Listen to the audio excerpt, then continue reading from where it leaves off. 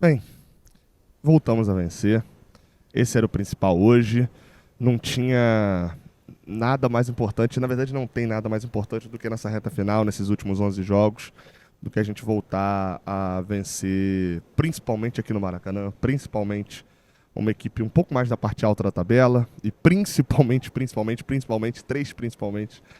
voltar a vencer, não perder para o Fernando Diniz. O contexto dessa partida aqui no Maracanã hoje me lembrou um pouquinho a LDU na Recopa, né?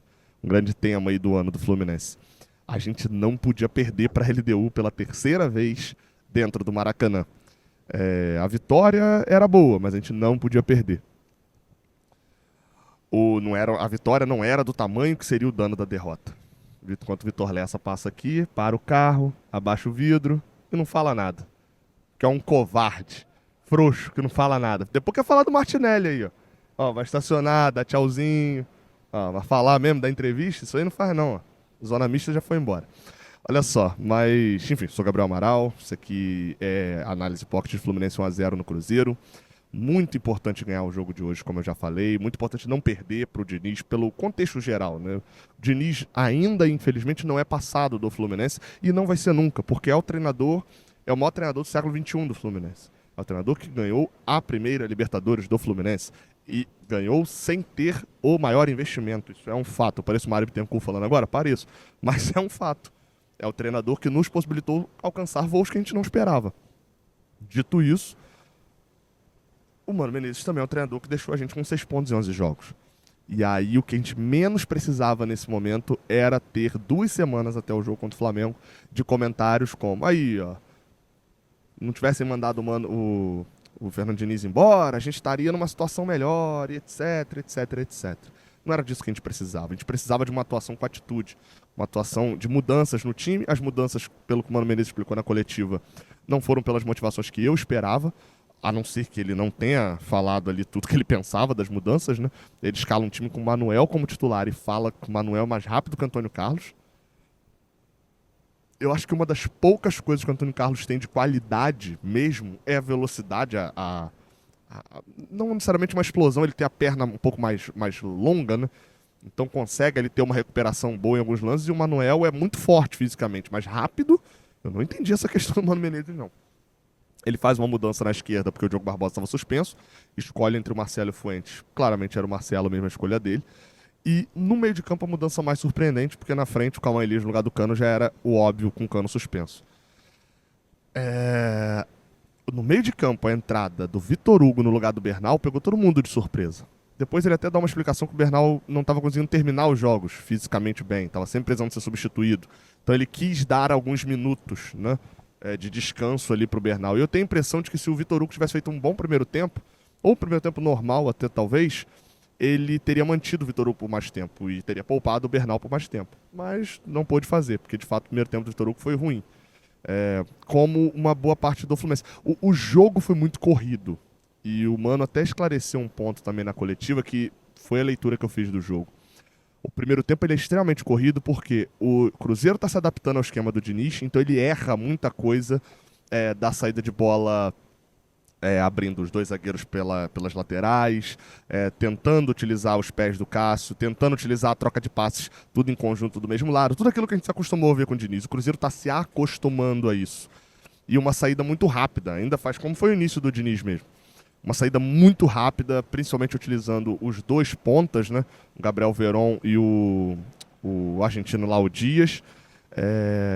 Aproveitando que o Caio Jorge tem um bom pivô e tendo um craque que é o Matheus Pereira. Eu não conhecia o Matheus Pereira, tá? Até ele vir pro Cruzeiro. E que jogadoraço.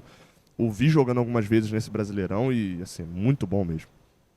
Então, o time deles estavam se adaptando a esse esquema, enquanto o Fluminense foi fazer o quê? Já que eles vão fazer uma coisa que eles ainda não sabem fazer 100%, a gente vai partir para cima e vai tentar pegar justamente numa falha ou outra. E pegou numa falha ou outra. O Fluminense teve chances no primeiro tempo, o Cruzeiro teve chances no primeiro tempo, mas de uns 20 minutos para frente, a impressão, acho que, se eu não me engano, dos 12 aos 27, o Fluminense não tem praticamente nenhuma chegada. O Cruzeiro passa a dominar o jogo. E é o momento que eu mais me preocupo. O Fábio precisa salvar. Tem um gol assim que é daqueles de milagre essa bola não ter entrado, que são as infiltrações do Cruzeiro entre o Samuel Xavier e o Manuel. era um lado que o Diniz forçou em cima e foi um lado que foi problemático. O Manuel foi problemático o primeiro tempo inteiro. Também pela falta de cobertura. O Martinelli estava jogando por aquele lado, não achei que o Martinelli fez um bom jogo, achei até um pouco melhor do que os dois últimos, mas não foi um bom jogo. E o Vitor Hugo não conseguiu ocupar espaço. O Martinelli acabava tendo que jogar por dois. Da mesma maneira, o Thiago Santos tinha que jogar por dois. E esse desfalque era sempre do lado direito, com o Samuel Xavier, que erra muito na marcação. Então o Cruzeiro se aproveitou muito daquele lado esquerdo do Fluminense. Ainda mais com o dinizismo lá de botar todo mundo do mesmo lado e lá daquele lado esquerdo. O Cruzeiro criou. E a chance mais perigosa de todas, acredito eu, além de outras 2 ou 3 que saíram cara a cara e o Fábio teve que defender, foi a chance que após a defesa do Fábio, o Fábio teve que sair lá de fora da área para tocar nessa bola, a bola sobra e o Caio Jorge perde um gol, assim, daqueles que... Eu vou até ver meu react depois, enquanto estava narrando esse lance. É uma loucura esse lance aí. A bola bate, o Samuel Xavier volta, consegue dar um carrinho que desvia a bola no chute dele, sem goleiro, a bola bate na trave, no calcanhar do Marcelo e entrar e o Thiago Santos salva. Senão, que partida do Thiago Santos, hein, cara? É daquelas partidas que faz a gente não ficar elogiando o Thiago Silva toda vez que a gente elogia o Thiago Santos, né? Porque a gente tava com essa mania, né? Toda vez que a gente ia elogiar o Thiago Santos, a gente falava, não, mas jogar do lado do Thiago Silva deu um up nele. Não, o ano do Thiago Santos é bom e ponto. Bom o ano inteiro, tá? O ano inteiro. Não caiam nessa de ficar achando que o Thiago Santos é o Thiago Silva que não vai falhar, não. Até o Thiago Silva falha. O Thiago Santos uma hora vai falhar, uma hora vai ter a sequência de 2 jogos ruins, porque ele é um zagueiro médio que tá na temporada ótima. Então, vamos ter calma, vamos ter ciência disso, de que a temporada dele é muito boa, mas é um cara que, pra mim, ao mesmo tempo que ele tem uma resistência psicológica muito grande, né, pra passar o que passou na carreira nos últimos anos, eu acho que tende a se perder o psicológico, acaba. Então, vamos ter cuidado, vamos ter calma, é um grande ano do Thiago Santos, sem dúvida nenhuma. Bem, o primeiro tempo teve, como eu falei, muitas chances dos dois lados. O Fluminense teve dificuldades a partir de um certo momento para criar. O time tinha problemas na marcação pelo lado direito, que o Mano Menezes achou que dava para consertar sem tirar o Manuel. Eu acho que ele não tinha problema de botar o Antônio Carlos no jogo, porque... Tanto que quando o Thiago Santos sente uma hora no primeiro tempo, ele chega a botar o Antônio Carlos para aquecer, então não me parecia ser uma questão diretamente relacionada àquela questão dele lá em Goiânia, né, dele ter xingado os torcedores e tal, ele iria entrar em campo naquela situação, e fico feliz de mais uma vez, ele inclusive destaca isso na coletiva, eu vou reagir à coletiva dele na segunda-feira, tá? Segunda-feira não, nessa sexta-feira. Ele mais uma vez destaca que o time já mudou muito desde a época que ele chegou. Um monte de jogador não tá mais no time e tal. E o fato do Felipe Melo não ser uma primeira opção na hora de sair do Thiago Santos já demonstra que o Felipe Melo virou assistente só mesmo. Pro segundo tempo ele só mexe na volância, ele bota o Bernal. O Bernal tinha condição de jogar 40, 50, 60 minutos, então vai jogar os 45 mesmo, já que o Vitor Hugo não estava conseguindo cobrir espaço. O Bernal entra, joga um pouco mais pela esquerda e o Martinelli consegue fazer só a direita. Melhora um pouco pro segundo tempo. Apesar de ter um lance muito claro no primeiro tempo que ele perde no pé de ferro, e acho que a maior crítica ao Martinelli é o fato dele não ser duro nas jogadas, né? No segundo tempo o Fluminense melhora também porque passa a ter 2 lados de campo. Tava tendo um lado só. Vai chegar ao gol... e tem um outro detalhe. No primeiro tempo, a partir desses 12, 15 minutos, isso é um problema que eu acho constante no Fluminense, tá? É um problema talvez muito mais constante do que deveria ser nessa temporada. Mas eu vou entrar um pouquinho mais nesse assunto quando eu falar da coletiva, quando eu fizer o react da coletiva. Assista, tá, o react da coletiva.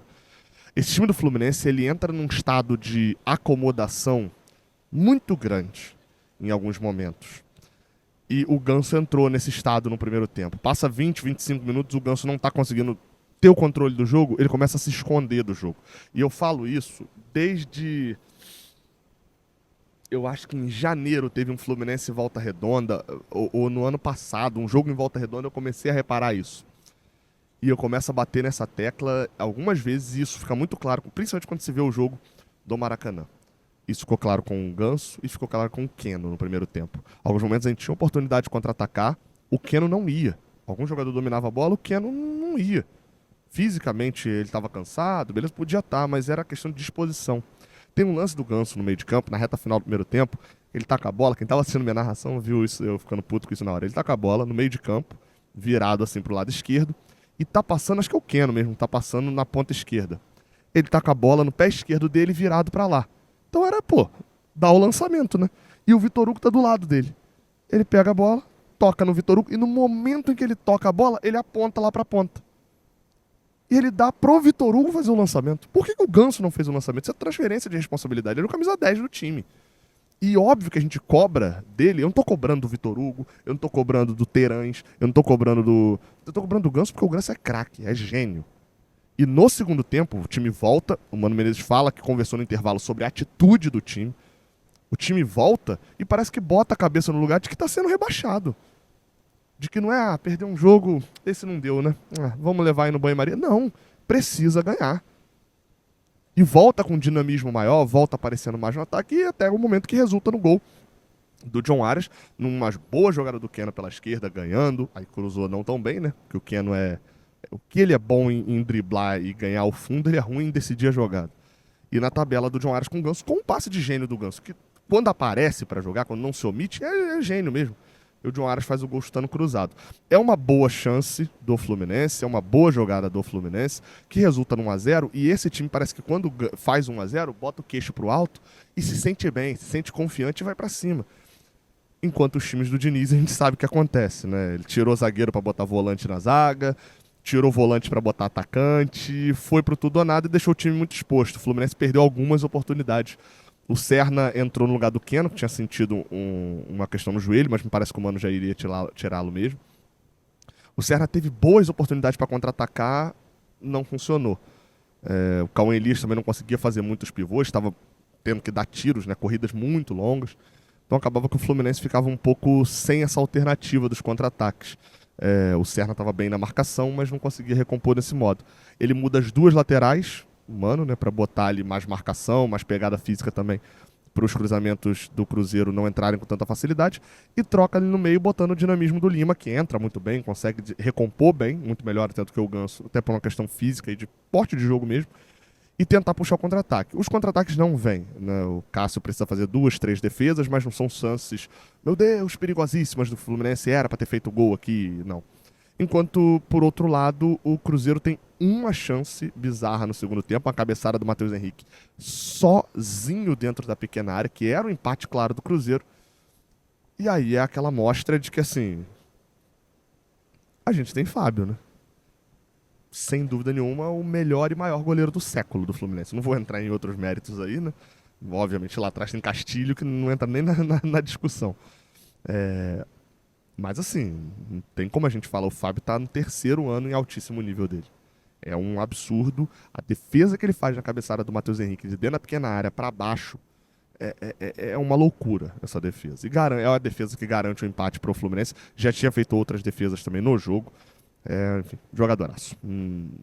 É ele quem garante o empate e se a gente ainda tá na briga, se a gente foi até as quartas da Libertadores lá na conta do Fábio, se a gente tá em 16º, né, e saiu da zona de rebaixamento, pode ter certeza absoluta que se fosse qualquer outro goleiro, ou pelo menos qualquer outro goleiro que passou recentemente no Fluminense, a gente estaria com posições abaixo, que não teria feito a quantidade de pontos que o Fábio fez quase que sozinho.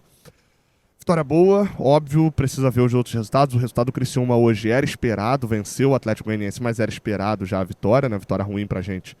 Mas como eles não perderam, né, pra seleção do Atlético Goianiense, igual a gente entregou 6 pontos. Vamos esperar os resultados da rodada. Mas a gente voltou a vencer, voltou a respirar e não se acomodou. Não pode se acomodar, melhor dizendo. Ainda faltam 10 batalhas. O próximo jogo é só daqui a 2 semanas, mas é um Fla-Flu. A gente não sabe que Flamengo a gente vai enfrentar, a gente não sabe em que situação a gente vai chegar até lá. Mas, meu amigo, a gente pelo menos conquistou pontos aqui hoje, a ponto de olhar para frente, olhar para a sequência da tabela e ter certeza de que a gente está num caminho de pelo menos escapar da zona de rebaixamento e acabar esse desespero que é o ano de 2024. Beleza? Se você gostou da análise, deixa o like aqui embaixo, se inscreve aqui no canal. Não esquece de ativar o sininho aí também para ver as notificações quando eu lançar vídeo. Beleza? Tamo junto. Até a próxima. Valeu.